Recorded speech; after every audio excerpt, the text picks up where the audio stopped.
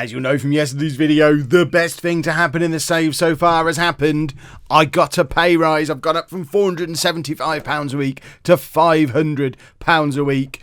Back to right move, boys and girls. I'm very excited to see what more properties we've got available in St Albans. Now we've got a little bit more money to spend. So this was our current budget, up to £120,000. We just had these two properties available. The flat we couldn't afford and the garages.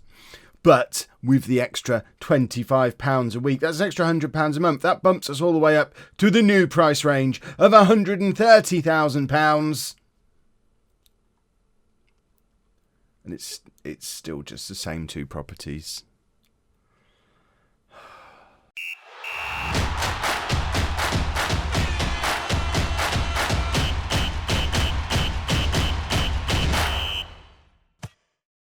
Hello and welcome to part 10 of NonLeague to Legend. I'm Kevin. Coming up on today's episode, we have our final two games of the regular season. I'm going to say regular season rather than season because we have 1 foot in the playoffs. Since you were last with me, we've played another 3 games, 2 wins and a defeat. Very disappointing in defeat, losing 2-1 away against Bath. But we did win our 2 home games, beating Chelmsford 2-0 and 5-0 against East Thurrock.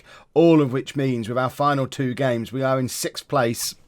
3 points clear of Welling United, who are in 8th, but we have a much better goal difference than them. So if we can pick up 1 win from our remaining 2 games, then surely we've got to find ourselves in the playoffs come the end of the season. And the first game is against Concord, who are bottom of the league and already relegated. The one slight issue with that is we have been pretty poor away from home recently, and the home game that we've got is against Torquay, who will be playing for a chance for automatic promotion. They've got the opportunity to win the league on the final day of the season.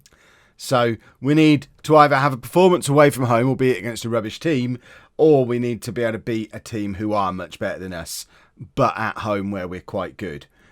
Either way, I've got to feel that one of those has got to come off, surely. The only slight issue we've got as well is that our last game was on Friday. We're now playing on Monday, presumably. This is Easter weekend 2019. It's not an issue for most of our players, but of course our star player, if we have a look at our squad, the only player who's got an actual decent average rating over the course of the season, David Noble. I mean, it's not ideal for him to play twice in 4 games at 37 years old, although to be honest, he's completely match fit and his condition is roughly equivalent to everybody else's. So he's just obviously got incredible natural fitness. His natural fitness, natural fitness of 6 apparently. In that case, I don't understand how fitness works, which is probably no surprise to anybody who's ever looked at me. But this is the team that we're putting out there for the game against Concord. You'll see we have got Catherall in goal now. We played him in the last couple of games. If we have a look at his form, he's been in for the last 3 games. He's a pretty decent goalkeeper. I said I wouldn't put an 18-year-old in for the big games. I've put the 18-year-old in for the big games, and he hasn't disappointed. So hopefully he's not going to have a major mess up today. So it's going to be Catherall in goal. A back 4 of Wyatt, Bender, Mills and Hurd, with Wilkin, Noble, Sambu and Hopkins in midfield, and then Banton and Spruce up front. Sam Merson, probably going to be pretty disappointing to miss out on this game, but Banton, all season long, he's been banging on the door to get in the team. But he played against East Thurrock, got a goal and an 8.6 average rating. Rating, not average rating. It's 1 game, Kev. How can it be an average? Well, I guess mathematically it still is an average rating. It's just the average from 1 game. So I was right after all. But he played well. He was a major contributing factor towards us being so dominant in our last game. Sam Merson's wishing I didn't rest him now because he now misses out. He's now got to fight his way back into the team after being our top scorer and being rested for just 1 game. The guy who's come in for him has taken his opportunity, and Merson's now got to force his way back into the team, which is, I mean, it's easier said than done if Banton continues to play as well as he did in the last game. But let's get into the match. I'm going to be assertive. We should be winning this because although we're away from home and we have been pretty poor away from home all season, they are already relegated. They've only got 18 points all season. How many games have they actually won? They've won 3 times in 40 matches. Surely we should be able to beat a team that's won 3 times in 40 matches. Especially as that win pretty much secures our spot in the playoffs, which would be an incredible overachievement for us this season. based on the pre-season prediction of us being down in that relegation battle, media expectations, board expectations, sorry, of a mid-table finish. I mean, we're already overachieving. Even get your excuses in early, Kev. Even if we do bottle it in this game against Concord, it's already been a good season. Are they getting a player sent off? So we're now playing against 10 men for more than half the game. A 10 men version of the team that's already been relegated and has only won 3 times in a year, and we're still not ahead at half time. Yikes! Are we bottling it? We are the better team out there. Come on, lads, sort your lives out. I think we're gonna push to balanced. We're not gonna go too attacking, but we are gonna go balanced rather than cautious. And just we've got to try and win the game. Have we won a penalty? We have won a penalty. Ben Hurd has been so good at penalties all season. Please don't let today be the day he ruins his little streak. Ben Hurd stepping up to take it and scores. How many goals? That is his 10th goal of the season from right back. 8 of them have been penalties and he's scored 2 cracking free kicks now. But he is Mr. Dead Ball Specialist. I still haven't given him a contract for next season because of his age. Mainly because, with him particularly, and there's a couple of others, I don't really want to give him a new contract at his age if there's a chance we could get promoted. I've just dropped back to cautious for those of you who are just listening while cooking your dinner or whatever you do when you're just listening. They've hit the crossbar. My word. Yeah, Ben Hurd, if we're still in the Conference South next year, he gets a new contract. A 10-goal-a-season right-back is absolutely not to be sniffed at. A 10-goal-a-season right-back who doesn't miss from the penalty spot and can score amazing free kicks. He's definitely someone, even at age 34, who's got something to offer us in this division. But he's not going to be able to make the step up. I'm very confident of that. Right, we're going to take Spruce off, get Merson on. Merson, the problem we've got with Merson now is he doesn't really fit as the attacking version of the striker, but it plays Banton massively out of position to not do that with him. I think Merson's a target man. I tell you what, Sam Merson can be a poacher for the last 20 minutes of the game. We're also going to take off Wyatt and bring on Morgan. Why am I doing that when we've still got Noble on the pitch? We're going to give Noble another 10 minutes. It's a big game. It's important.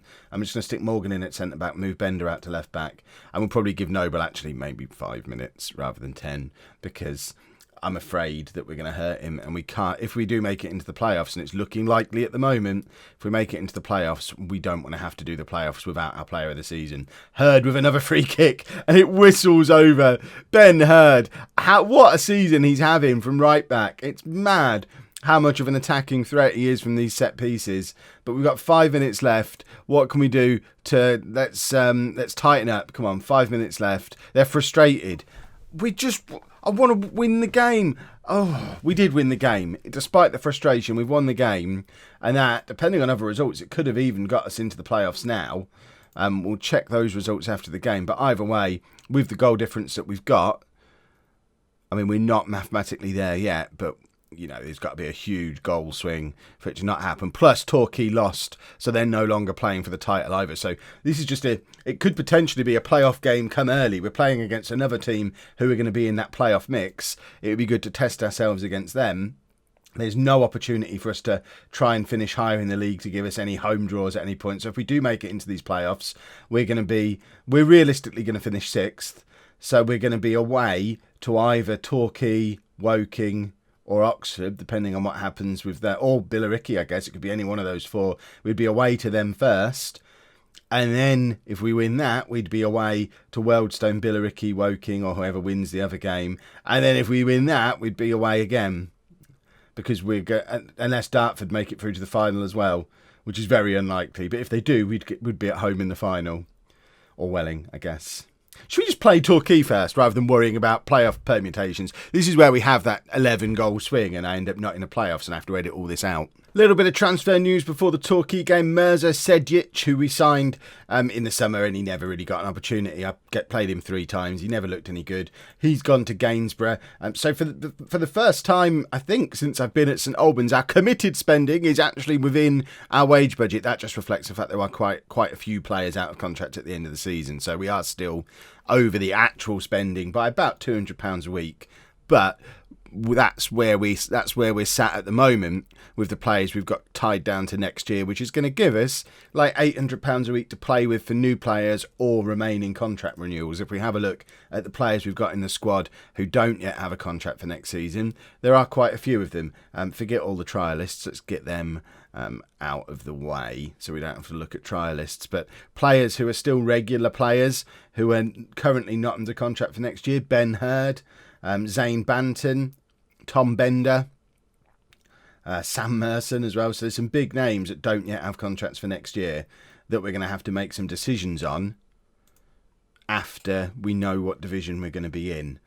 We've not made any changes to the team for this game. We're just going to go straight with the team that played so well in the last game. Merson still has to sit it out for a little bit longer. Really, you could argue it's a straight battle between Banton and Merson, not just for who's going to start in this little run of games, but also which one of them gets a contract for next season. Because realistically, I'm probably not going to renew them both. I'll renew one of them and then sign someone else to play with whoever stays. I'll probably renew Merson, but we'll see how Banton gets on. Recent form standings. So Torquay are the most informed team in the division. We're 7th. I mean, that's fine. I think being 7th in the form standings is okay, because we're going to finish in the top 7 in the league. If you're 7th in the form standings all year, you get in the playoffs in this division. So that's absolutely fine for a team like us. Torquay, I'm a little bit confused how they're top of the form standings when they were 2nd with a chance to win the league, and now they're 4th and could end up finishing as low as 5th, just one place above us. So their good form doesn't seem to be doing them much good. Wealdstone look like they've already won the league. Is that because they're ahead in today's game, or did they already? Wealdstone, as it stands, win the league. Billericay and Woking need Wealdstone to slip up. Hemel Hempstead, I think, are down in the relegation zone. Hemel Hempstead are already gone, so they need a massive turnaround for anyone other than Wealdstone to win the league. That turnaround seems to have happened. Hemel Hempstead have equalised. Billericay have gone ahead in their game. Billericay now top of the league as it stands. Right, let's assertively. I am pleased with how things are going. A 0-0 draw on this last day of the season will be absolutely fine. We're not in any danger of slipping out of the playoffs as things stand. We're not going to move up in the playoffs as things stand. We just don't want to overexert ourselves. Just cruise through this game, finish 6th place, and I think 6th plays 5th. So at the moment, we're going to be away to Oxford City in the first round of the playoffs.